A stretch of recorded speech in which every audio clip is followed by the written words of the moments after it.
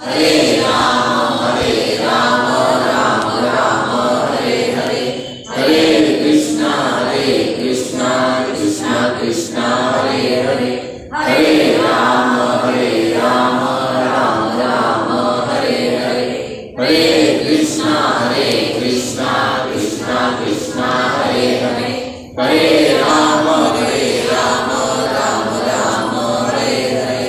कृष्णाय वासुदेवाय देवकी नंदनाय च नंदगोपकुमाराय गोविंदाय नमो नमः, गोविंदाय नमो नमः। हरे कृष्णा।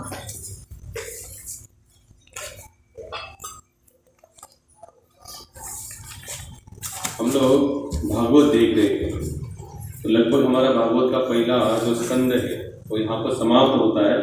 अब यहाँ से शुरू होगा हमारा दूसरा स्कंद, यानी दूसरे स्कंद में हम प्रवेश करने वाले हैं। उसके पहले हम थोड़ा यहाँ तक देखेंगे कि हमने भागवत में अंतिम में कहाँ रुके थे। बराबर, परीक्षित महाराज जी को श्राप दिया था। किन्होंने श्राप दिया था? क्यों श्राप दिया था? श्रृंगी ऋषि ने श्राप दिया।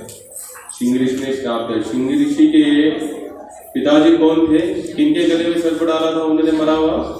शमी ऋषि के पुत्र थे श्रृंगी ऋषि, और श्रृंगी ऋषि ने उनको श्राप दे दिया। हालांकि यहाँ पर हम देखते हैं एक संत का लक्षण क्या होता है।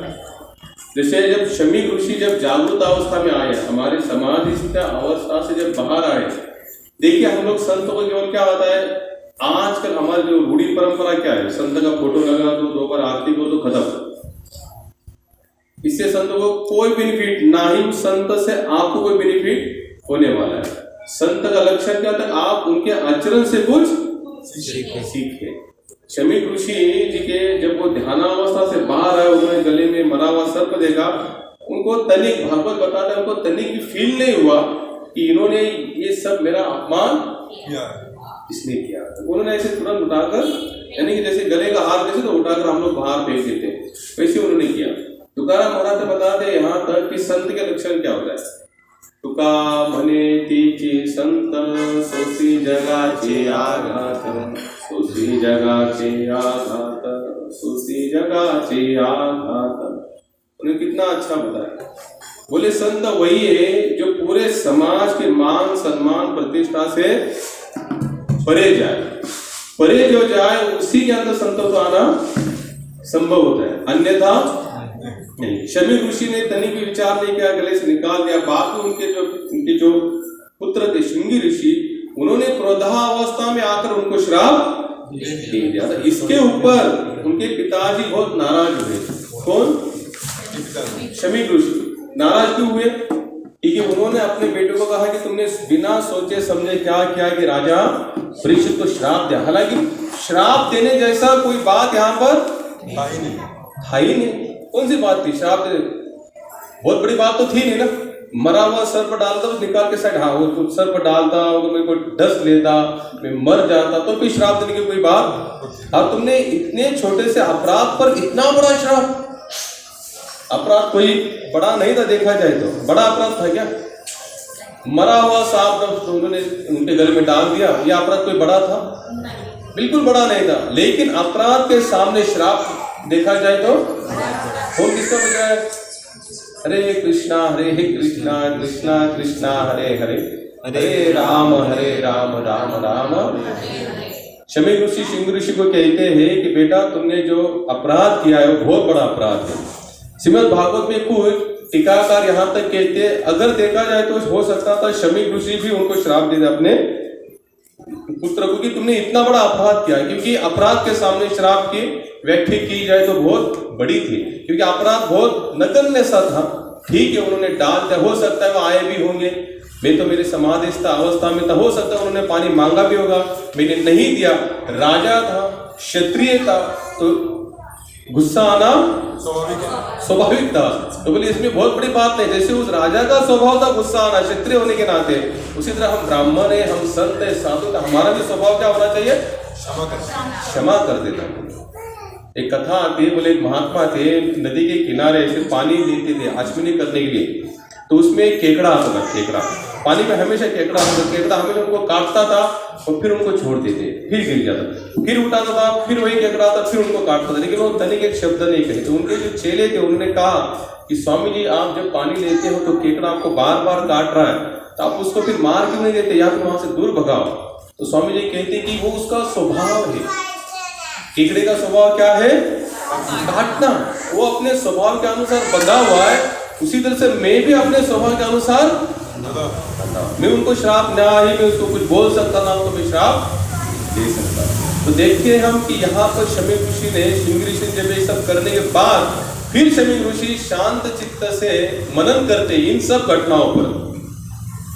हम भागवत सुनकर पढ़कर छोड़ देते, उसके ऊपर यानी कि सर्च नहीं करते। क्या करते? सर्च नहीं करते। शमीक ऋषि ने क्या क्या सर्च शुरू किया, सर्चिंग। जो साधु होते ना, संत, उनके पास सर्च बुद्धि बहुत होती है। उनके पास सर्च जो बुद्धि होती है ना, वो उनकी मात्रा बहुत होती है। और वो सर्च कौन सी बात पर करते पता है? अरे हम यहाँ संसार में ज्यादा समय है नहीं, 4 दिन जीना, यहाँ से निकलना है, फिर क्या ये सब झंझट में फंसना है। उनकी ये सर्च बुद्धि होने के नाते उनको कुछ लगता नहीं। शमीक जी ने थोड़ा सा विचार किया कि जरूर इसके पीछे कुछ भगवान की परम योजना है, भगवान की परम योजना है। तो इसलिए उन्होंने, शमीक जी ने भी अपने पुत्रगण की श्रृंगी जी को कुछ कहा नहीं। चलो ठीक है, अब ये ठाकुर जी की इच्छा है, उनकी जो इच्छा थी, इसलिए वो आए। हम ध्यान अवस्था में थे, उन्होंने मरा सर्प डाला। देखा जाए तो परीक्षित महाराज कभी भी ऐसा अपराध करने वालों में से नहीं थे, क्योंकि वो ऐसे कुल से थे जिस कुल पर हमेशा भगवान कृष्ण का छाया रहता, आशीर्वाद रहता था। तो ऐसे कुल में क्या ऐसी संतान उत्पत्ति, शुद्ध बीजा कोटि यहाँ बताया जाता है। हकीकत है कि जिनके दादा पिता जैसे भगवान के भक्त थे, और ऐसे तो होना संभव नहीं था। तो ये सब घटना होने के बाद जब राजा परीक्षित अपने राज्य की ओर जा रहे थे, तो उनके मन में फिर धीरे धीरे धीरे धीरे एक एक बात क्या होने लगी, क्लिक होने लगी। क्लिक क्या होने लगी? ये मेरे हाथों से क्या अपराध हुआ? उस संत तो अपने वो तो भगवान की सेवा में समाधिस्थ थे, और मैंने ही जानबूझकर क्या क्या लगा, मैं थोड़ा समय रुकता, समाधि से बाहर आते, मैं पानी मांगता, मुझे पानी मांगने की भी जरूरत नहीं थी, वो देखते थे तुरंत ही मुझे आकर पानी दे सकते थे। लेकिन ये मैंने कितना बड़ा अपराध। आप देखिए, आप यहां से आगे ध्यान से सुनना। परीक्षित महाराज इतना सोचते सोचते कहाँ जा रहे हैं? अपने राज्य की ओर जा रहे हैं, यानी कि अपने दरबार की ओर जा रहे हैं। और उनके मन में ये ग्लानि भी हो रही कि मैंने कि संत के प्रति कितना बड़ा अपराध किया, कि ऐसा अपराध नहीं करना चाहता। तो शमीक ऋषि भी ऐसी व्यवस्था बना देते हैं, बोलते तुरंत जाओ और राजा परीक्षित को ये बता दो कि भाई तुम्हें मेरे पुत्र ने, श्रृंगी ऋषि ने 7 दिन में, यानी कि 7वें दिन, आज से लेकर 7वें दिन, आने वाला जो 7वां दिन होगा, उस दिन तुम्हें तक्षक नामक सर्प आएगा, तुमको डसेगा, तुम्हारी मृत्यु हो जाएगी। क्यों बताया उन्होंने उनको? उन्होंने इसलिए बताया, वो जानते थे परीक्षित राजा कौन थे, साधारण व्यक्तिमत्व तो नहीं थे। वो जानते भगवान के भक्त है, तो वो अपनी आगे की 7 दिन में कुछ ना कुछ योजना बना सकते हैं मुक्त होने के लिए। क्या कहा? मुक्त होने के लिए। और जब राजा परीक्षित भी ये सोच रहे थे कि मेरे हाथों से अपराध हुआ है, मुझे कुछ ना कुछ इसका उपाय करना चाहिए, कुछ ना कुछ पश्चाताप करना चाहिए, उतने में उनको ये पता भी चलता है कि मुझे 7वें दिन मरने का श्राप लगा। हमारे हिसाब से अगर हम लोग वहां पर थोड़ी सी स्थिति पर जाते, उनके स्तर पर जाने का थोड़ा प्रयास करते हैं, अगर हमें अगर ऐसा पता चले कि 7 दिन में हम मरने वाले, हम क्या क्या करेंगे? क्या क्या नहीं करेंगे? मेडिक्लेम निकालो। मेडिक्लेम किधर है मेरा? भाई सिक्योरिटी फोर्स तैयार कर दो, यहाँ से गांव भागेंगे, पता नहीं कहाँ कहाँ, यानी कि योजना यही करेंगे, मरेंगे। परीक्षित ने एक भी तनिक भी उनके मन में विचार भी नहीं आया कि बचने का प्रयास करना चाहिए, एक क्षण के लिए भी। ऐसा नहीं कि भागवत लिखता है कि उनको थोड़ा समय मिला, उन्होंने सोचा कुछ बचने का प्रयास करो, बिल्कुल नहीं। भागवत उल्टा होता, अरे उल्टा नहीं, वो सीधा है, लेकिन हमारे लिए वो उल्टा है, क्योंकि हम लोग उल्टे हैं ना, हम लोग उल्टे, इसलिए हम लोग देखते उल्टे हैं। तो राजा परीक्षित को जब बात पता चली, तो उन्होंने भगवान का विशेष धन्यवाद क्या क्या राजा परीक्षित ने भगवान का विशेष धन्यवाद दिया। और मनी मन क्या सोच रहे हैं, शायद हो सकता है मुझे इस राज्य पद का अभिमान अहंकार मत मस्त में हो चुका था, इसलिए शायद भगवान ने मेरे जीवन में योजना बनाई, अब मैं 7 दिन में मरने वाला हूँ, तो उसी समय मैं क्या करूँ, अपने राजपाट का क्या करूँ। हमें ये सब सीखना यहाँ से। सुनकर बस एक परीक्षित थे, एक राजा सुखदेव महाराज थे, वो आए, दोनों की कथा हुई, सुनना चाहिए, सुनने से मुक्ति मिलती है। हम लोगों का जो भागवत सुनने का जो व्यू है ना, एंगल इतना ही है, इससे ज्यादा कोई एंगल नहीं हम लोगों का। इसलिए हम लोग कभी भागवत जी नहीं पाते। भागवत सुनने के लिए नहीं है, सुनो तो सुनो, लेकिन उसको बाद में प्रयास जीने का, वो प्रैक्टिकली अपने जीवन में उतारने का। आप लोग बाहर, अभी हम लोग इतने घूमते हैं, लोग हमको आके कहते प्रभु जी हमने 2-3 बार भागवत सुना है, प्रभु जी हमने 5 बार, मैंने तो एक भी भागवत नहीं छोड़ता। मैं हर बार मैं देवकीनंदन का भागवत सुनता हूँ, कृष्ण ठाकुर भागवत सुनता हूँ। सुनने के बाद जब हमको पता चलता है ये सब सुन रहे हैं, प्रैक्टिकली जी रहे हैं। सुनने का मतलब क्या है, नली घूम के लिए सोनार है, जैसे सोनार की नली कैसी होती है, दागिरा बंधा, एक साइड से फूकता है, एक साइड से हवा बाहर जाती है, उसी तरह ये हम यहाँ से सुनते हैं, यहाँ से। लेकिन भागवत सुनने का मतलब है नित्यम भागवत सेवया। अगर भागवत सुन रहे हो तो इसको क्या करो, नित्य सेवा में उतारो। शिला प्रभुपाद जी को, जब प्रभुपाद जब अंत समय था उनका, प्रभुपाद का जब शरीर शांत होने वाला था, तो एक भक्त ने उनको एक प्रश्न पूछा। मैं प्रश्न पूछूंगा, कौन सा प्रश्न पूछा साक्षी? नहीं बंदा वो ऐका जरूरत नहीं। एक प्रश्न पूछा। प्रश्न क्या पूछा था? उन्होंने कहा कि प्रभुपाद जी ये बताइए, कंटिन्यू सतत, गीता क्या बताती, सततम कीर्तयन्तो माम इतंतच्च दृढ़ता। कृष्ण क्या बता रहे, सतत मेरे नामों का क्या करो, कीर्तन करो। तो उन्होंने पूछा कि सतत भागवत सेवा में या भगवत भक्ति में जीवन यापन करने के लिए क्या करें।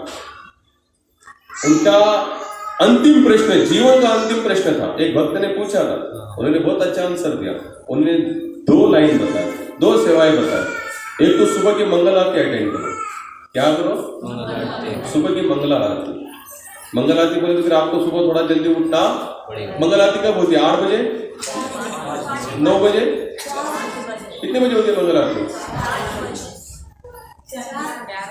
4 बजे। विठ्ठल यानी कि पंढरीनाथ जी की 4 बजे होती है, कहीं 4:30 बजे, कहीं 5 बजे। 5 के पहले पहले हर जगह पर मंगल आरती होती है। उन्होंने कहा कि पहले सबसे आप क्या करो, अटेंड मंगल आरती। उन्होंने यहाँ तक बताया है कि जो अपने जीवन में मंगल आरती कभी मिस नहीं करता, कभी भी मिस नहीं करता, प्रभुपाद कहते उसको अपने आप ये सब शास्त्र का ज्ञान हो जाए, अपने आप, उसे कुछ करने की जरूरत नहीं। इतनी मंगल आरती के अंदर। लेकिन हम लोग मंगल आरती, पहले कुछ तो लोग आते थे एकादशी में, आज तो उन्होंने आना भी बंद कर दिया। इसलिए अभी हमने सोचा है कि हर संडे यहीं पर हम लोग आरती करेंगे। मंगल आरती नहीं, तो शाम की आरती में हम लोग गौर आरती करते हैं, चैतन्य महाप्रभु की आरती। क्योंकि हम लोग यहाँ आते जरूर है, लेकिन किसी को पता नहीं आरती क्या, आरती का मतलब क्या होता है। आप लोग इतना तो सुना, जहाँ आरती शुरू होती है ना, तो लोग आरती छोड़ के नहीं जाते। जैसे आप किसी मंदिर में जाओ, पहले जमाने में लोग क्या करते थे, जैसे मंदिर में गए, एक तो आरती शुरू हुई नहीं हुई तो उनको लगता था इसको भी छोड़ के, इतना तो पता है ना आप लोगों को कि लोग आरतियां छोड़ के नहीं जाते। एक तो क्या करते थे, आरती शुरू होने से पहले तुरंत जाओ दर्शन करो, या तो फिर आरती खत्म होने के बाद दर्शन करो। यानी हमारे भारत आरती का मतलब क्या है, कितने लोग जानते हैं अंदर आरती क्यों गाई जाती है, क्या होता क्या आरती? भगवान की स्तुति करते हैं हम लोग। क्या करते हैं? भगवान की स्तुति। जब भगवान की स्तुति होती है तो भक्त क्या करता है, निरंतर भगवान के सामने खड़ा रहता है। तो अगले संडे से हम क्या करेंगे, कंप्लीट 6:30 को यहाँ शंख बजेगा। कितने बजे? 6:30 बजे को यहाँ शंख बजेगा। तो आप लोग भी समझ जाएंगे आरतियाँ कैसे होती है, आरती की जो थ्योरी भी क्या होती है। हम लोग आते हैं, थोड़ा हरे कृष्ण हम तो बोलते हैं, खत्म, उसके बाद में कुछ नहीं। आरती हमें करनी चाहिए। अगर आपको शाम की आरती की आदत लगेगी तो हम धीरे धीरे क्या करेंगे, सुबह का संडे, 2 संडे यहाँ पर मंगल आरती भी कर सकते हैं। लेकिन आप उसके लिए आना पड़ेगा। मंगल आरती कोई साधारण प्रोसेस नहीं है, ये बहुत हायर क्वालिटी की प्रोसेस है। शिला प्रभुपाद, हम लोग अभी 6 सितंबर को स्वामी जी का जन्मदिन आ रहा है, भक्तिपाद जी का।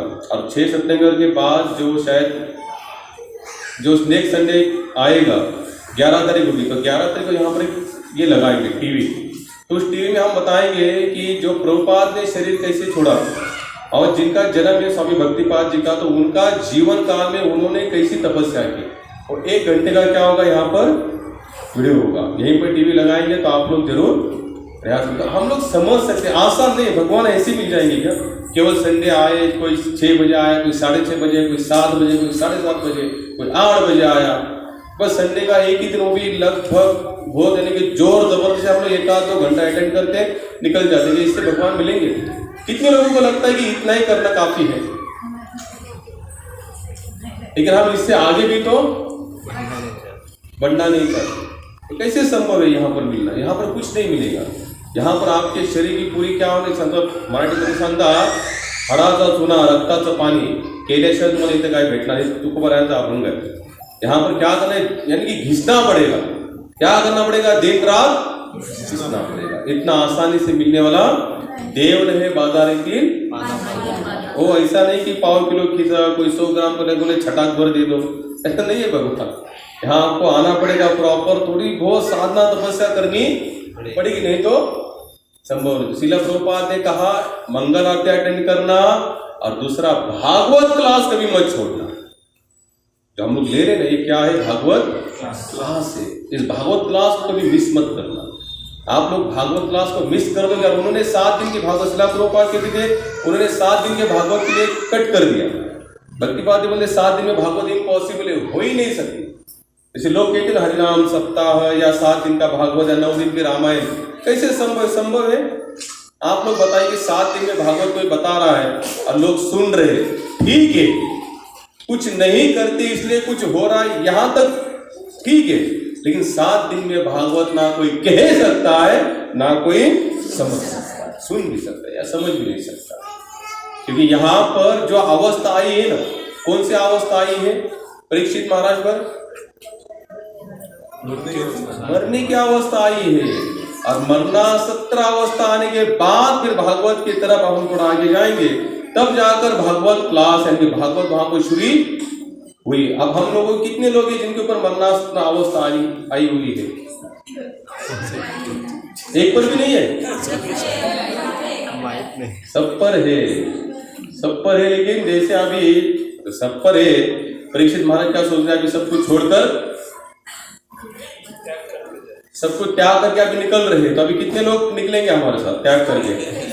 2 दिन निकले जाएंगे हम, पंचवटी तपो रिटर्न आ जाएंगे। कंटिन्यू जाएंगे तो बात बोलेंगे भाई जाना ही नहीं है, तो मुझे जब चाहे तो हमको लेकर चले जाते हैं। हरे कृष्णा कृष्णा कृष्णा हरे हरे, हरे राम जब परीक्षित महाराज को पता चला कि 7 दिन में मेरी मृत्यु होने वाली है, तो परीक्षित महाराज के चेहरे पर या मन में तनिक भी ये आया नहीं कि आप इसमें बचने के लिए क्या प्रयास किया जाए।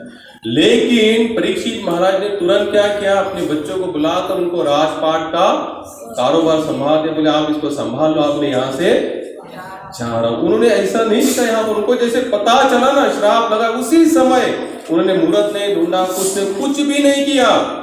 बेटे को बुला दिया, भाई तुम राज गद्दी पर बैठ जाओ, मैं यहाँ से जा रहा हूँ। क्यों जा रहे? कितने दिन में? 7 दिन में। और हम लोग भी 7 ही दिन में मरेंगे। संडे से संडे कितने दिन होते हैं?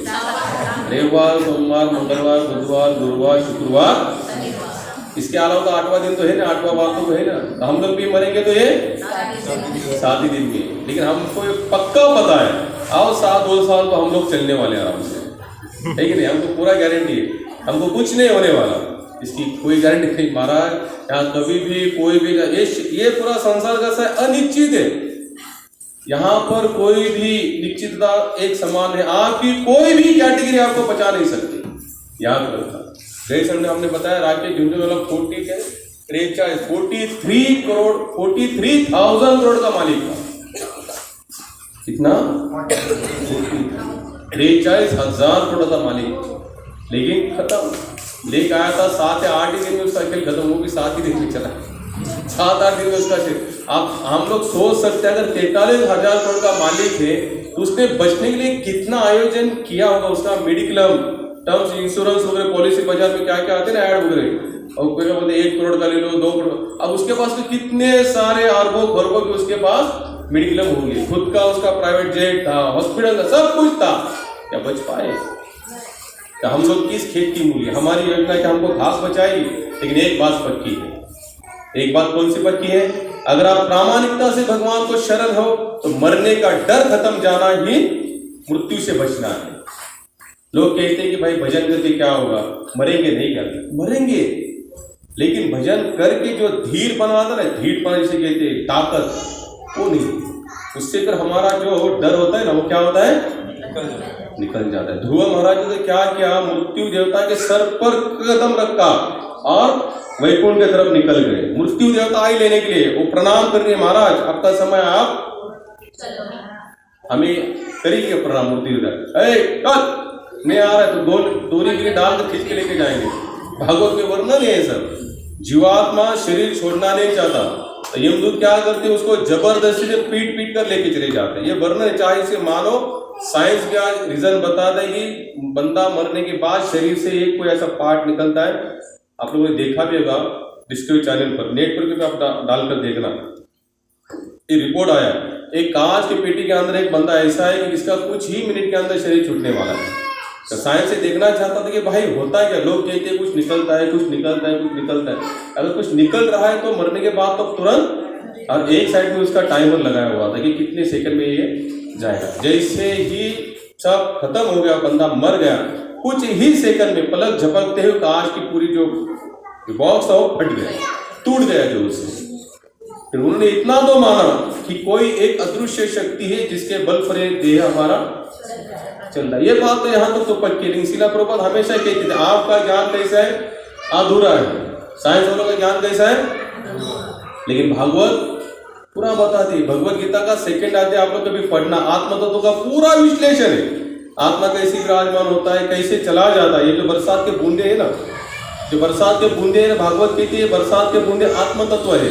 पानी के रूप में आत्म तत्व नीचे आता है, वो जमीन में चला जाता है, जमीन से धान में चला जाता है, धान में जो बंदा खाता है उस वीर्य के माध्यम से उसको बीजाधारण होता है, और वही कौन है, आत्म तत्व। यहाँ तक विश्लेषण बताया, लेकिन साइंस ये नहीं बता सकता कि आत्म तत्व आता कहां से। लेकिन भागवत बताता है एकदम, आपको ए से लेके जेड तक कहीं पर भी आप लोग कंफ्यूज नहीं हो सकते, पूरा विश्लेषण दिया है। लेकिन हम लोगों का विश्वास कैसे है, जो भक्त है उसका विश्वास है भागवत पर, तो अभक्त है वो नहीं मानते हैं क्या। अरे इस बॉडी को भी देखें, शिला प्रभुपाद हमेशा कहते हैं आज के हर कंट्री, हर देश एक चीज के लिए भीख मांगता है, चाहे वो अमेरिका हो, ब्रिटिश हो, कितना भी हो, प्रगतिशील क्यों ना हो, हर कंट्री में एक चीज हर सरकार सबसे मांगती है, ब्लड डोनेशन। क्या मांगती है, ब्लड डोनेशन। आप लोगों ने देखा होगा हर जगह पर है। क्या इतना बड़ा उन्नत प्रगतिशील, हमने इतना पेट्रोल ये वो क्या क्या नहीं बनाया, लेकिन एक बूंद, एक खून की बूंद के हम लोग, यानी कि हम कितने पराधीन। यानी कि एक बात पक्की है, कोई ऐसा एक आर्किटेक्चर है, कोई ऐसा इंजीनियर है, कोई ऐसा कलाकार है, उसने बहुत सारे नाड़ियां अपने हाथों में रखी। हम लोग बाद में हदबल हो जाते हैं, खत्म सब कुछ। एक टेप आने के बाद यहाँ पर कोई भी लड़ाई करने में सक्षम। तो राजा परीक्षित ये सब जानते थे, बोले मैं चाहूं कितना भी प्रयास करूं कुछ होने वाला। उन्होंने क्या क्या, उससे अच्छा क्या करो, भगवान कृष्ण के चरणों की सेवा करो। उन्होंने तुरंत सब छोड़ दिया और राजा परीक्षित आप वहां से देखो, हमने इतनी कथा तो हम लोग सोच रहे या सुन रहे हैं, लेकिन हमने ये कभी नहीं सोचा कि परीक्षित को जब श्राप लगा तो परीक्षित ने कोई भी आयोजन नहीं किया बचने का, सीधा क्या क्या सब छोड़कर निकल पड़े। आप देखिए वो जैसे निकले ना, तो वर्णन आता है भागवत में, गंगा के तट को लग कर चल रहे हैं, यमुना को तट को लग कर चल रहे हैं। हमने गए संडे भजन गाया था, जब प्राण तन से निकले क्या क्या पास में हो, गंगा जी का तट हो, यमुना का बंसी उठो, तब प्राण तन से निकले, मेरे मुख में तुलसी। सब ये क्या परीक्षित महाराज को पता नहीं था, एक गंगा जी का तट है, यमुना का बंसी वट है, हरे कृष्ण करना घेऊन जाए। हरे कृष्णा कृष्णा कृष्णा हरे हरे, हरे राम राम राम हरे हरे, हरे कृष्णा कृष्णा कृष्णा हरे हरे, हरे राम राम राम। हम लोग जो मंदिर बांधेंगे ना तो बच्चों के लिए भी अलग सा ऐसा एक रूम करें। यहाँ पर क्या होता है, वो लोग बोलते तो आवाज डिस्टर्ब होता है, तो यहाँ पर काम करता हमें राजा परीक्षित निकले हैं। हमने भजन में इतना तो सुना था कि गंगा जी का तट हो, यमुना का बंसी उठ हो, मेरे मुख में तुलसी। अब ये सब कुछ उनके पास था। वो तो कौन थे? राजा थे। भागवत बताता है कि राजा परीक्षित महाराज गंगा जी के तट को लेकर चल रहे हैं, रुके नहीं। उन्होंने ये नहीं सोचा चलो गंगा जी का तट यहीं पर है बाजू में, तो यहीं पर हम 7 दिन तक पड़े रहेंगे, तक्षय आएगा काटेगा और मैं गंगा के तट पर हूं तो मेरा उद्धार नहीं। परीक्षित बता रहे यहाँ पर कि हमको अंतिम क्षण कैसे बिताना है। आज भी वृंदावन के वहां पर काफी के बड़े बड़े जो धार्मिक स्थानों पर जैसे यानी कि आयु जैसे हमारे टूटने लगते, जैसे वृद्ध हो जाते हैं, शरीर किसी काम का नहीं रहता, हम भी किसी काम के नहीं रहते, हम लोग कहाँ चले जाते हैं? ऐसे समय पर हमको कहाँ जाना चाहिए? वृंदावन या ऐसी जगह पर जाना चाहिए जहां पर हमें कोई पहचानने वाला ना हो। ऐसी जगह पर जाना चाहिए। ये भागवत की शिष्ट है, ये ग्रंथों का अध्ययन है। यानी ग्रंथ में बताया है कि शरीर कहाँ छोड़ना चाहिए। सबसे हाइयर क्वालिटी कौन सी पता है? शरीर छोड़ने की। ऐसी जगह पर शरीर छूटे जहां पर हमको कोई पहचानने वाला ना हो, कोई अपना अपना बोलने वाला ना हो। ऐसे तो उसी को भागवत कहते हैं, ये सर्वोत्तम लेवल है शरीर छोड़ने की। इसलिए पहले जमाने में लोग क्या करते थे, ऐसे स्थानों पर निकल जाते थे, फिर आते नहीं थे रिटर्न, फिर पता नहीं उनका जो भी होता था भगवान पिंडदान क्रियाकर्म कौन करेगा? वो होता है। प्रभु जी देखो, आप ऐसी जगह पर जाते हो जैसे धार्मिक स्थान पर, आपका क्या होता है? हरि भजन होता है, नाम कीर्तन होता है, नाम चिंतन होता है। जिस बंदे का पिंडदान भी वही बंदे को लागू पड़ता है कि जिसकी अंतिम इच्छाएं अपूर्ण रहती है। क्या रहती है?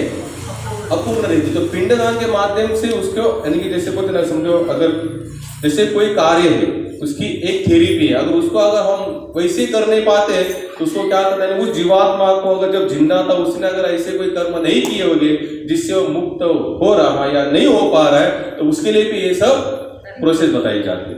लेकिन जिन्होंने पूरी तरह से भगवत सेवा में खुद को समर्पण किया है और जिनका अंत देखो, यहाँ पर भगवान क्या बताते हैं? अंत काले च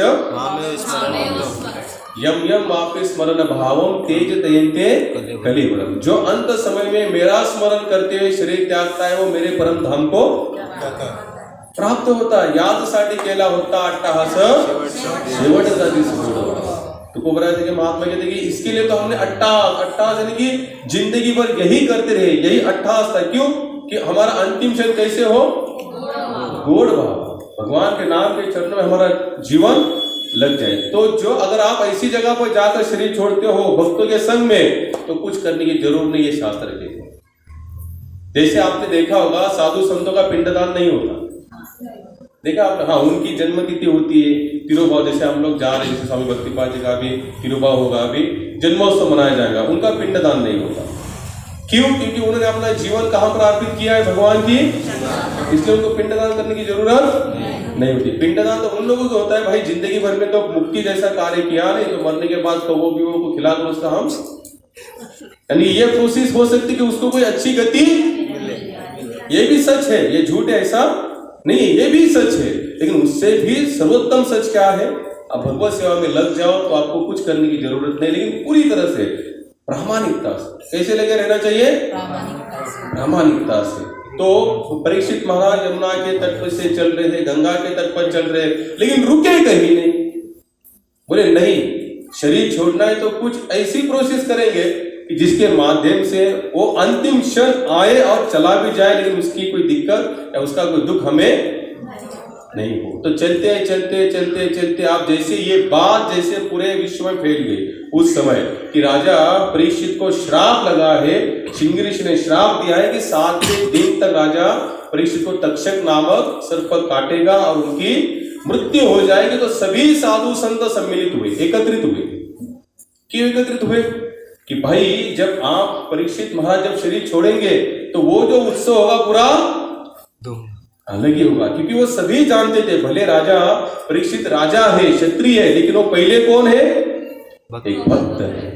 वो कौन है? एक भक्त है। तो वो सभी लोग चर्चा कर रहे हैं कि आप इनका अंतिम क्षण कैसे, और वो एक जगह पर, वो भी सभी संत महंत एक जगह पर जमा हुए हैं गंगा के तट पर। उतने में राजा परीक्षित चलते चलते चलते आए हुए, उन्होंने देखा कि सभी संत समुदाय एक साथ आकर वहां पर है, तो राजा परीक्षित वहीं आकर कहाँ गए? राजा परीक्षित गंगा के तट पर भी नहीं रुके, यमुना के तट पर भी नहीं रुके, कहाँ रुके? संतों के सानिध्य में रुके। वो जानते थे यहीं से एक अच्छा मेडिसिन निकलेगा, यहीं से अच्छा कोई ना कोई उपाय, और यही साधु संत हमें बता सकते हैं कि मृत्यु से परे जाने के लिए क्या प्रोसेस करना चाहिए। हम लोग साधु संतों के पास जाते हैं, हमने कोई एकाध अपवाद, पूरे विश्व में एकाध तो अपवाद हो सकते, उस संत के पास जाकर ये प्रश्न जरूर पूछेंगे, मृत्यु की तैयारी कैसे करें। हम लगभग 99% लोग अगर साधु संत के पास जाते ना, तो अपने घरेलू मामले लेकर चले जाते, ये कैसा होगा, वो कैसा होगा, ये काम रुका पड़ा है, वो केस लड़ी पड़ी है, इसको कैसे फंसे, कैसे बाहर निकले। लेकिन संत के पास कहा जाता है कि कभी भी अपनी ये समस्या लेकर मत जाना। परीक्षित महाराज, उसके पहले भागवत में कहीं वर्णन नहीं आता कि परीक्षित महाराज अपने कोई भौतिक समस्या के लिए संत के पास गए, लेकिन वो कहाँ गए? इस समय कहाँ रुके? क्यों रुके थे? एक ही काम था, अब अंतिम समय तो आने वाला है, 7 दिन में तो जाना है, तो उसके पहले क्यों ना संतों के साथ बैठो और कृष्ण कथा राम कथा सुनकर यहाँ से प्रयाण करो। तो जैसे ही राजा परीक्षित वहां बैठे, तो सभी संत समुदाय भी वहां बैठा। तो संत कहते राजा परीक्षित, हमें पता चला। बोले हाँ। तो पता चला, ये हाँ बोलने के बाद भी परीक्षित के ऊपर कोई ऐसी दुख की छाया नहीं थी। उन्होंने ऐसे इस भाव में नहीं कहा अब क्या बचने के लिए कोई तरीका नहीं है, अब तो जाना ही पड़ेगा, अब तो सब खत्म हो गया मेरा। नहीं, उन्होंने कहा कि मैं आपसे उपाय चाहता हूं, बचने का नहीं, मरने का। क्या कहा उन्होंने?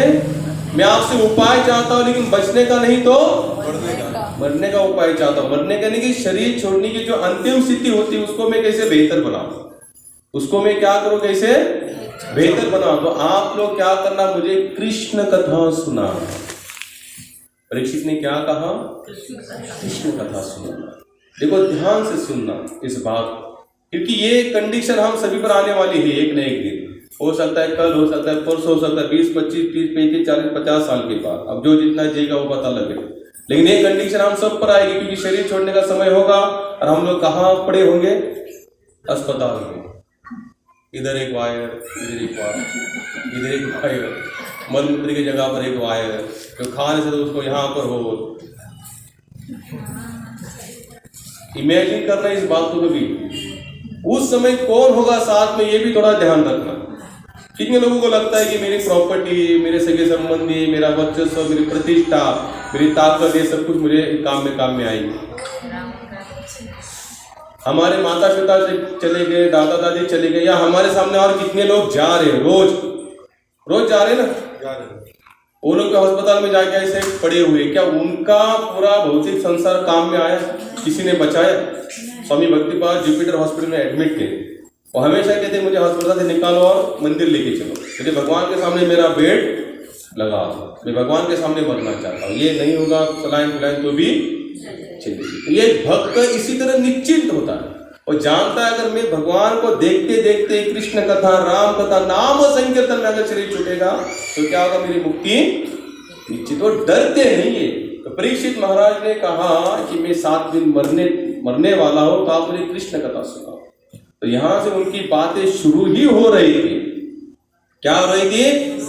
बातें शुरू ही हो रही थी। उतने में हमारे सुखदेव महाराज का आगमन हुआ। बोले सुखदेव महाराज की जय।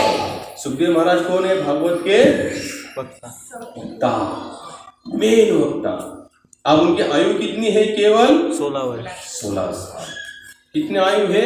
16 वर्ष। अब थोड़ा ध्यान देखना, यहाँ पर गौर करना। 16 साल के सुखदेव महाराज जैसे आते हैं ना, तो सभी व्यास देव, पराशर, अंगिरा, जितने भी ऋषि मुनि थे, महात्मा बड़े बड़े, जिनकी आयु हजारों, 10-10 लाख साल की आयु थी, लोमश ऋषि, वो भी वहां पर विराजमान थे, सभी लोग खड़े हो गए।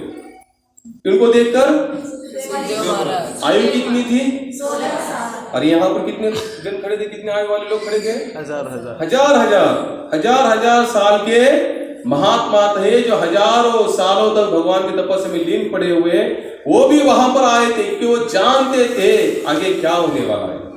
क्योंकि राजा परीक्षित तो ऐसे तैसे शरीर छोड़ने वाले ना, अस्पताल विश्वपाल में जाने वाले ही नहीं। तो राजा परीक्षित कहाँ शरीर छोड़ेंगे?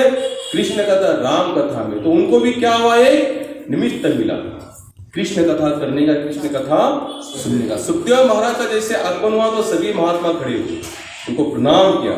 जब सुखदेव महाराज बैठे तब जाकर सभी। अभी सुखदेव महाराज को क्यों ऐसा किया होगा? क्योंकि वो हमेशा दिगंबर अवस्था में रहते थे। इसके पहले हमने कथा सुनी ना, कितने लोगों को ध्यान में कथा? तो सुखदेव महाराज में ये उनके पिताजी कौन थे? वेद व्यास। कितने साल माँ के पेट में रहे हो? गर्भ में 12 साल। अब यहाँ पर हमने उस समय तो कथा सुनी थी, लेकिन व्यास जी के माध्यम से सुखदेव महाराज के पास भागवत कैसी गई, ये कथा सुनाई थी हमने आप लोगों को? बोलिए ना, शायद नहीं सुनाई थी। यहाँ तक मुझे भी लग रहा है कि मुझे नहीं सुनाई थी। सुखदेव महाराज के पास क्या था? श्रीमद् भागवत ग्रंथ, यानी कि भागवत कथा पूरी उनके मुख पाठ थी। वो तो थे स्वयं भक्त। जब सुखदेव महाराज माँ के पेट में थे, कहाँ थे? माँ के पेट में। उसी समय व्यास जी ने उनको पेट में ही पूरी भागवत सुनाई थी। कहाँ सुनाई थी? पेट में ही। आज की माताएं क्या सुनाती है? टीवी, पिक्चर के गाने, अभी योगा टूशन तो क्या क्या जो हम देखते हैं फेसबुक पर। भाई जो गर्भवती माताएं होती है उनके लिए क्या क्या क्लासेस चलते हैं, डांस, नृत्य, कला की, उनकी डिलीवरी नॉर्मल हो जाए, क्योंकि बहुत कोशिश होती है। लेकिन कहीं पर भी ऐसा कोई क्लास नहीं हो रहा है कि जो गर्भवती माता के पेट में जो आने वाली संतान है वो ऑलरेडी संस्कारित हो। इसलिए पहला संस्कार कौन सा है 16 संस्कार में से? गर्भधान संस्कार। ये भी संस्कार में आता है, लेकिन आज वो ऐसे कुछ बचा, क्योंकि हमारा विश्वास ही नहीं इन सब बातों पर। लेकिन साइंस भी इस बात को आज मानता है कि जो बाहर जो क्रियाएं होती ना, उसी के ऊपर रिएक्शन अंदर होता है। उसका रिएक्शन क्या होता है? बाहर का कोई भी क्रियाएं होती तो उसका रिएक्शन अंदर होता है। यहाँ तक उन्होंने सर्च भी किया, जैसे कोई बड़े हॉल में क्या करते हैं, गर्भवती माता को बिठाए जाते, जैसे स्पीकर लगाते टूकरी बाहर, और उसमें डरावनी कोई आवाज होती ना तो गर्भ अंदर हिलता है जोर से ऐसा, यानी कि वो सुनता है और वो डरता भी है। उन्होंने भी स्मूथ आवाज लगा के देखी, ऐसा एकदम नॉर्मल, आराम से वो बैठ जाता। यानी ये बात तो पक्की कि बाहर में जो भी क्रियाएं होती है वो अंदर इफेक्टिव होती है। लेकिन उसी के लिए क्या होता है कि व्यास जी ने क्या सुनाया उनको? 12 साल वो सुनाया। लेकिन वो जैसे जन्म हुए तो कहाँ निकल गए? जंगल की ओर निकल गए। तो व्यास जो तो पीछे पड़े। हमने इतना तो सुना है, जब माता स्नान कर रही थी उन्होंने देखा नहीं, तो व्यास जी को देखने के बाद उन्होंने अपने शरीर का ढक लिया, इतना तो हमने सुना था। लेकिन व्यास जी चाहते थे कि मैं इनको कैसे भी करके वापस लाऊं। तो व्यास जी के कुछ चेले थे, यानी कि शिष्य थे। तो व्यास जी उनको क्या कहते, आप उनके पास जाकर कोई भी भागवत का श्लोक गाना, क्योंकि सुखदेव महाराज तो पहले से श्रवण तो उनके पास था ही। सुखदेव महाराज को रुकते नहीं थे। कितने समय रुकते थे एक जगह पर? 1000 बार बोला है। गाय धोने का समय जितना था उतना समय सुखदेव महाराज एक जगह पर रुकते, उससे ज्यादा रुकते नहीं। तो व्यास जी ने एक कल्पना लगा, एक आइडिया सोचो, बोले इनको रोकना है तो क्या करो, इनका जो विषय है ये इनको सुना। तो सुखदेव महाराज का विषय क्या था? कृष्ण कथा, राम कथा, यही तो उनका विषय था। तो व्यास जी ने अपने चेलों को भेजा, उनको बोलो जाओ, वो जहां बैठेंगे ना थोड़ा समय रुकेंगे, उसी समय उनको एक भागवत का श्लोक सुना देना। तो जैसे वो एक जगह पर रुके, उन्होंने भागवत का श्लोक सुना दिया, तो सुखदेव महाराज तब जाकर पीछे देखा ये कहां से भागवत का श्लोक आ रहा है। तो जैसे बच्चे भागते भागते चले आए। फिर व्यास जी फिर जाओ बोले, फिर उनका और एक बार श्लोक सुना, फिर श्लोक सुना, तब जाकर व्यास जी उनके पीछे, सुखदेव महाराज उन बच्चों के पीछे डायरेक्ट कहाँ है? व्यास जी के पास। और वहीं पे फिर एक बार व्यास जी ने सुखदेव महाराज को भागवत सुनाया। और वही भागवत की कथा सुनने के बाद उसका स्मरण करते करते व्यास जी पूरे ब्रह्मांड में विचरण करते थे, दिगंबर अवस्था में। शरीर पे एक भी कपड़ा नहीं था। दिगंबर होता है ना, लंगोटधारी या कौपिनधर पूरी तरह से निर्वस्त्र, उसे कहते दिगंबर अवस्था। लेकिन व्यास जी को उनके सुखदेव महाराज उनके शरीर से कुछ लेना देना था ही नहीं, क्योंकि वो शरीर से परे, उनके मन में ऐसा लिंग भेद वगैरह कुछ नहीं था, क्योंकि कुछ था ही नहीं मन में, क्योंकि जन्म से कैसे थे, सिद्ध महात्मा थे। तो जैसे सुखदेव महाराज का आगमन हुआ तो सभी लोगों ने प्रणाम किया, सुखदेव महाराज विराजमान हुए हैं और यहाँ पर राजा परीक्षित के सामने बैठे और हजारों ऋषिगण वहां पर बैठे हुए हैं। आयु का मैंने फिर बताया है, ज्ञान में आयु की कोई भी, यानी कि जो ज्ञान के हिसाब से आयु में कोई बंधन नहीं होता। सुखदेव महाराज 16 साल के और आगे से, यानी कि सबसे छोटे कौन है, सुखदेव महाराज सबसे छोटे, और वहीं बैठे व्यासपीठ पर और सभी सामने हजारों, 88 अगर लोग तो कहते हैं वैसे, हजारों ऋषि मुनि बैठे हैं। और वहां बैठने के बाद सुखदेव महाराज का आगमन होने, सबने आदर सबका सम्मान किया। और परीक्षित महाराज कहते हैं उनको, देखो कि हे सुखदेव महाराज, मैं जानता हूं कि आप यहाँ पर जो आए हैं ये कोई साधारण योजना नहीं, केवल कृष्ण की योजना है। और आप भी जानते हैं कि हमें 7वें दिन मरने का क्या मिला है, श्राप मिला है। तो आप मुझे क्या करना, मैं कैसे मेरा शरीर छूटे, इसके लिए प्रश्न नहीं पूछा। तो परीक्षित महाराज कहते हैं मेरे कुछ प्रश्न है, मैं आपको पूछना चाहता हूं, ध्यान से सुनना। एक ऐसा व्यक्ति है जो 7 दिन में मरने वाला है, लेकिन उसके प्रश्न कौन से, आप लोग ध्यान से सुनना। तो राजा परीक्षित कहते हैं कि हे सुखदेव महाराज, मुझे ये बताना सृष्टि काल का चक्र कैसे बना, सृष्टि काल का चक्र कैसे बना, इसको बनाने वाला कौन है, किन के माध्यम से पूरा ब्रह्मांड में गोला घूम रहा है।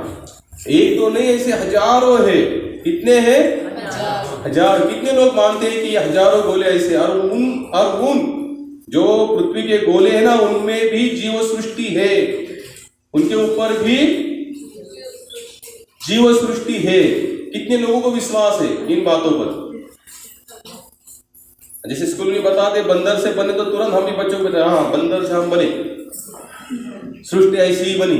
हम भी अपने बच्चों को यही पढ़ा देंगे, हम लोग सर्च नहीं करते। भागवत को कभी पढ़ना, भागवत में पूरा स्पष्टीकरण दिया गया है, पूरी तरह से लिखा है। और आज इस बात को मानते, आप लोग जानते हैं कि हम लोग को बचपन, तुम्हारा मैंने शायद मुझे, जैसे आपको पता होगा, स्कूल में पहले क्या पता है कि पृथ्वी गोलाकार है। कैसे है, आज का साइंस बताता है पृथ्वी गोलाकार नहीं, पृथ्वी अंडाकृत है। और वो अंडाकृत का वर्णन गोलाकार बनाने से पहले, बताने से पहले हमारे भागवत में लिखा है। पृथ्वी कैसी है, अंडाकृत है। जब साइंस ने बताया गोलाकार है तो हमने भी, अब साइंस बता अंडाकृत है, फिर हम भी, अभी कल साइंस कह गई वो ना ऐसे चौकोनी है, हम बोले हमारा अपना वजूद हम लोगों ने खो दिया है, हमारा अपना, हमारे हमें कुछ है नहीं। और बच्चा भी जब पढ़ के आता तो हम लोग भी घर में उनको वही पढ़ा, मूर्ख है हम लोग, इससे हम लोग डूबेंगे, एक दिन सब कुछ खत्म होगा। आप लोग लिख लेने इस बात, क्योंकि हमने हमारे शास्त्र को क्या कैसे उठाकर इंद्रायणी में छोड़ दिया। नासिक वालों ने गोदावरी में छोड़ दिया, पुणे वालों ने इंद्रायणी में छोड़ दिया, अब मुंबई वालों के पास तो दरिया है वहां पर। पढ़ाओ अपने बच्चों को, उनको सच के साथ उनका संबंध जागरूक करो, नहीं तो एक दिन सब खत्म हो जाएगा। फिर ये शास्त्र हमको खुद ही जाकर छोड़ने पड़ेंगे, क्योंकि इसको कोई मानने वाला है नहीं। भागवत में पूरा आप देखना कि साइंस आज जितना भी सर्च कर रहे हैं ना, पूरा भागवत का ही वर्णन सर्च कर रहे हैं। जैसे लोग, जैसे भागवत में शिला प्रभुपाद हमेशा कहते थे, अनेक जो लोग है ना, चंद्रलोक, सूर्यलोक, इनकर भी जीव सृष्टियां है। आज तक आपको पता होगा कि चंद्र पर तो प्लॉटिंग निकली है, चांद पर कितने लोगों ने खरीदी,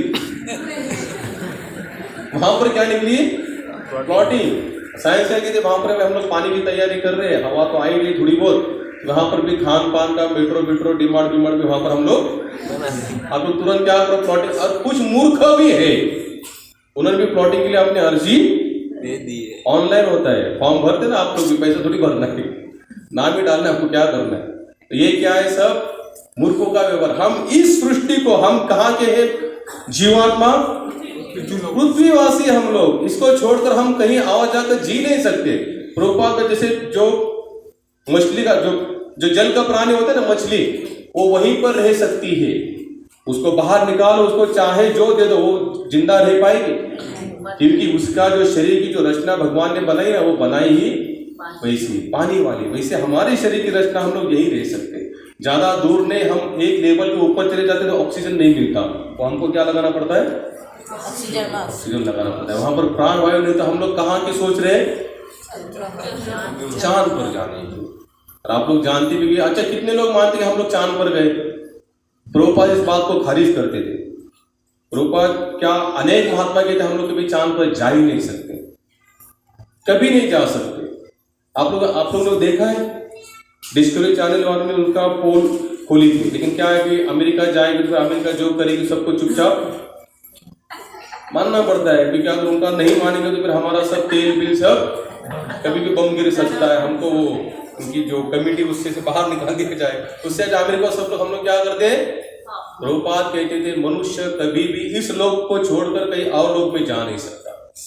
अगर जाकर आ भी सकता है तो वो इस देह से, उसके लिए वो अनुकूल वातावरण वहां पर कभी नहीं हो सकता, कभी भी नहीं हो सकता।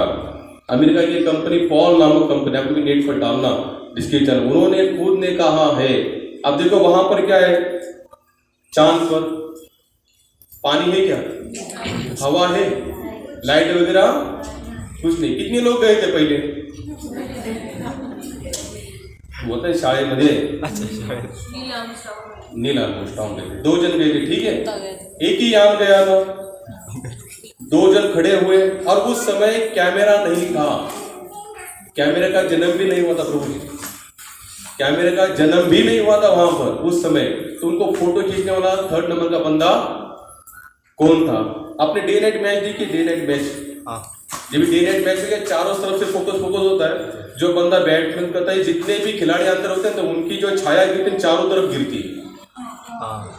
कितनी तरफ गिरती है? चारों तरफ गिरती है। और 2 बंदे ऊपर जो गए तो उनकी छाया कहाँ गिरी है? चारों तरफ गिरी है। जब एक साइड में यान खड़ा था, यहाँ से फोकस लगाए भी होगा, सोच लेते हम लोग, दिमाग लड़ाते, लगाए भी होगा तो उनकी छाया कहाँ गिरनी चाहिए? 1 साइड में गिरनी चाहिए, लेकिन वहां पर उन दोनों की छाया कहाँ गिर रही है? तो आजू बाजू में फोकस लगाने वाले कौन थे?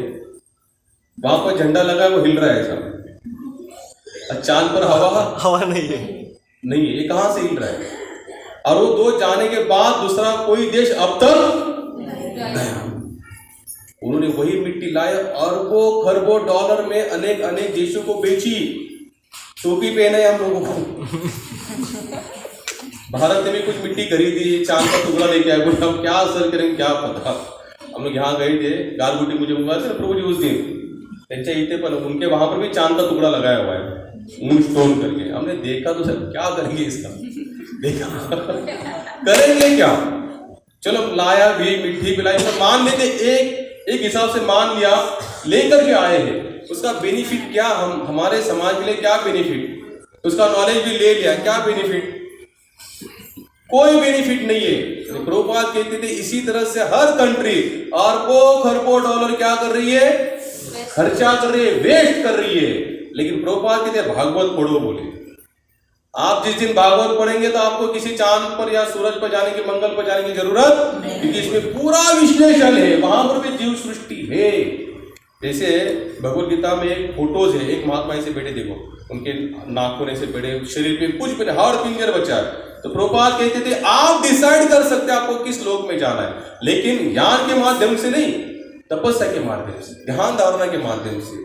उसी बल पर आप चंद्रलोक में भी जा सकते हैं, सूर्यलोक में भी जा सकते हैं, लेकिन इस शरीर से नहीं। उसके लिए पूरी प्रोसेस क्या है? अलग है। तो प्रभुपाद छोड़े बड़े बड़े महात्मा ने भी इस बात को खारिज किया है, बोले हो ही नहीं सकता, ये कभी भी संभव नहीं है। तो ये सब क्या है? हमको पागल बनाने के धंधे। तो परीक्षित महाराज ने पहला प्रश्न क्या पूछा? सृष्टि के निर्माण के बारे में पूछा कि सृष्टि कैसे निर्माण हुई है कि नहीं? आज के बच्चों को पूछना कि सृष्टि कैसे निर्माण हुई, हमको तो बताया जाता है कि सृष्टि एक तो ये था, 2 ग्रह आपस में आए, टकरा कर उसमें से जीव सृष्टि निर्माण हुई। आप लोगों ने सुना तो होगा ना? कितने लोग हैं जो स्कूल में गए हैं? अच्छा, कितने लोगों को स्कूल में ये पढ़ाया गया कि सृष्टि हमारे यानी कि परीक्षित महाराज ने प्रश्न पूछा, सुखदेव महाराज ने आंसर दिया, ये कहाँ पर लिखा है? किसी बुक में है क्या स्कूल के? अच्छा, स्कूल के बुक में क्या लिखा है बताइए थोड़ा। एक गोळा होता, दुसरा गोळा आला, गोळ्यामुळे आढळला, स्फोट झाला. किती मूर्खाची लक्षणं आहेत. आणि विशेष मूर्खाची लक्षण म्हणजे आम्ही पण त्या गोष्टीला एक्सेप्ट केलं, लगेच स्वीकार करून टाकलं. हमने भी सोचा नहीं, तर्क नहीं किया. प्रोपाल कहते भाई जो स्फोट होने के बाद उसमें से कभी जीव सृष्टि संभव है क्या? यूक्रेन का रशिया का युद्ध हुआ, अभी यूक्रेन तो पूरा खत्म हो गया. आपने कभी ऐसा न्यूज देखा, न्यूज पढ़ा कि रशिया ने बम डाल दिया, सामने से बम आया, दोनों टकराए और उसमें हजारों सैनिक बाहर निकले. उसमें जीव सृष्टि बाहर निकली. लेकिन हमको क्या सिखाया जाता है, दो गोले आपस में टकराए और उसमें से पृथ्वी नामक गोला निकला और यहाँ पर जीव सृष्टि. अरे जब आग बम ब्लास्ट होगा, आग होगी, तो वहां से जीव सृष्टि कैसे निकलेगी? एक ऑप्शन हमें पढ़ाया जाता है. कई जगह पर क्या पढ़ाया जाता है, अमीबा, एक कीड़ा था, कीड़े. हमारी उत्पत्ति कैसी हुई? कीड़े. और हमने मान भी लिया हम कीड़े थे. स्कूल में सिखाया जाता है अमीबा नामक कीड़ा था, उससे हम लोग जन्म लिए. ये साइंस भी, उनके अंदर भी मतभेद है. एक वर्ग कहता है कि नहीं हम अमीबा से निकले, तो एक कहता है नहीं हम बंदर से निकले, तो तीसरा वर्ग क्या कहता है नहीं दोनों ग्रह आपस में टकराए उसमें से हम निकली. अब जिनका जिस देश में वर्चस्व, वो देश अपने अपने हिसाब से सबको पढ़ा रहा है, भगा रहा है. और दुर्भाग्य है कि भारत वाले भी इस बात को मानते हैं. भगवान कहते अनंत कोटि ब्रह्मांड का नायक मैं हूं, मेरे से सब सृष्टि निर्माण होती है और मेरे ही बाद में विलीन होती है. मैं ही सबका रक्षण करता, पालन करता, यानी कि मैं ही सबको ऑपरेट भी करता हूँ, जनरेट भी करता और डिस्ट्रॉय भी करता हूँ. मैं कुछ नहीं रखता यहाँ पर. इतना बताने के बाद हम इनको सुनने में हमारी कोई रुचि नहीं. हमें कोई ऐसे आकर बता दे, हम तुरंत उनको. तो यहाँ पर सुखदेव महाराज कैसे क्या सुखदेव महाराज बताते कि पहले शिरोदकाशाय नामक विष्णु थे. अब ये थोड़ा बहुत लंबा चौड़ा हिसाब है, हमको भी चार्ट समय मिला तो चार्ट में लगाएंगे. मैंने इसके पहले भी आपको बता दें, चार्ट आपको दिखाना है करके, वो चार्ट आप देखना. और वो चार्ट एकदम तंतोतंत है, उसमें कहीं भी फ्रॉड नहीं है. अगर आप सर्च भी करना चाहोगे तो भी वो संभव है, यानी कि आप सोच भी सकते हैं. तो गर्भोदकाशाय विष्णु के माध्यम से हमारे ब्रह्मा जी का जन्म हुआ. कहाँ से? गर्भोदकाय माध्यम से, यानी कि विष्णु है. विष्णु के माध्यम से ब्रह्मा जी आए और उनके विष्णु के नाभि से कमल निकला. कमल पर ब्रह्मा जी विराजमान हुए और ब्रह्मा जी विराजमान होने के बाद ब्रह्मा जी सोच रहे मैं कहाँ से आया, मैं कहाँ से आया, मैं कहाँ से आया. उन्होंने सोचा शायद ये कमल जहाँ से आया है, तो जो डंडी होती है ना कमल की, तो उसके अंदर वो चले गए. और वहां तक वर्णन आता है कि वो हजारों साल नीचे की तरफ जा रहे हैं और ऊपर आ रहे. नीचे जाने उनको कहीं अंत मिला नहीं. आखिर ब्रह्मा जी फिर उस कमल पर आए और बैठे, तब उनको दो शब्द सुनाई दिए, त और प. कौन से शब्द सुनाई दिए? त और प, यानी कि इसका मतलब क्या होता है? तप. तो उन्होंने कहा कि आप तप करना, तप करोगे तो आप खुद समझ जाओगे कि आपकी उत्पत्ति कैसी. तो यहाँ पर सुखदेव महाराज कहते हैं कि कुछ मूर्ख लोग होते. अब ध्यान से सुनना क्या कहा उन्होंने. कुछ मूर्ख लोग होते. हम जैसे हम जनरल जाते लोग क्या कहते हैं, देखो विष्णु जी निर्माण करते हैं, ब्रह्मा जी पालन करते, ब्रह्मा जी निर्माण करते, विष्णु जी पालन करते और शंकर जी संहार करते. तो सब अपने अपने स्तर पर अपने अपने अलग अलग देवी देवता को मानते हैं और सब उन्हीं को सर्वोत्तम मानते हैं. लेकिन सुखदेव महाराज कहते हैं हम अगर जड़ में जाएंगे ना, जड़ में, प्रॉपर जड़ में, भागवत का 10वां स्कंद है, अगर आप लोगों के पास भागवत है, भागवत का 10वां स्कंद, 10वें स्कंद की अंतिम कथा पढ़ना, आप लोग समझ जाएंगे कि कृष्ण क्या है. क्योंकि वहां पर गर्भोदकाशाय, शिरोदकाशाय, कारणोदकाशाय, महाविष्णु, ये 4 विष्णु भी भगवान कृष्ण के दर्शन करने के लिए तत्पर रहते हैं. ये मैं कुछ अलग बता रहा ऐसा नहीं है, कुछ बड़ा चढ़ाकर बता रहा ऐसा नहीं है. भागवत पढ़ना, भागवत पढ़ेंगे तो आप लोग समझ सकते. तो उन्होंने तप किया और फिर तप के माध्यम से ब्रह्मा जी ने आगे सृष्टि निर्माण की. हम अगले संडे देखेंगे कि सृष्टि निर्माण करते करते उन्होंने किसको किसको निर्माण किया, कैसे कैसे. हम ये हमारा जो शरीर बना है ना, ये कैसे बना. ब्रह्मा जी ने बहुत प्रयास किया मानव सृष्टि निर्माण करने के लिए, लेकिन उन्होंने बहुत प्रयास करने के बाद 2-3 बार जो जन्म लिए वो बोले हम नहीं करेंगे, हम नहीं करेंगे. यानी उसका पूरा विश्लेषण क्या करेंगे अगले संडे देखेंगे. और घर में बच्चों को भी यही सिखाना, भले स्कूल में जो सिखा वो वही सुनो, वही छोड़ दो. लेकिन सच तो यही कि भगवान से हम लोग सब लोग बने हुए. हरे कृष्ण. किसी को कोई प्रश्न होगा तो जरूर पूछिएगा. वैसे एक एक माला जप लेंगे, ठीक है।